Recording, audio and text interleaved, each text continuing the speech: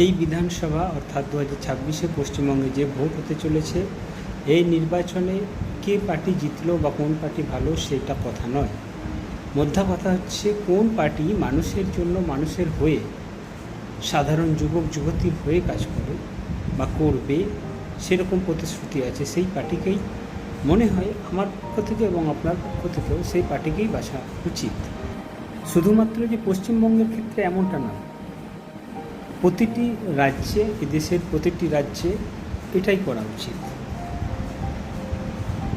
কোনো পার্টি যদি মানুষের সাথে মানুষের একটা ডিভাইডেড রুল পলিসি তৈরি করে, তাহলে সেই পার্টি মনে হয় না, এ রাজ্য তো বটেই, সঙ্গে সঙ্গে দেশের ক্ষেত্রেও একটা বিপজ্জনক। আমাদের দেশে, আমাদের রাজ্যে মানুষ কখনো বুঝে শুনে ভোট দেয় না। কেউ বলে দিল ভোট আসছে, ভোট দিতে হয়, এমনটা ব্যাপার।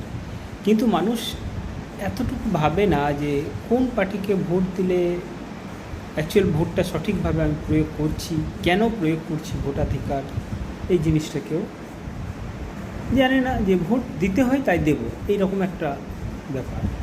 তাই অবশ্যই ভোটটা দিলে বুঝে শুনে ভোট দিন। আমার কি মানে আমার রাজ্যে বা আমার ক্ষেত্রে কি হলে ভালো হবে, আমার রাজ্যের ক্ষেত্রে যেমন ভালো হবে, আমার দেশের ক্ষেত্রেও তেমন ভালো হবে, সঙ্গে আমার ক্ষেত্রেও ভালো হবে। এই জিনিসটাকে আপনাকে মাথায় রাখতে হবে। কি জিনিস আমার এই রাজ্যে, যেমন ধরুন একটা উদাহরণ দিই, শিক্ষাক্ষেত্রে।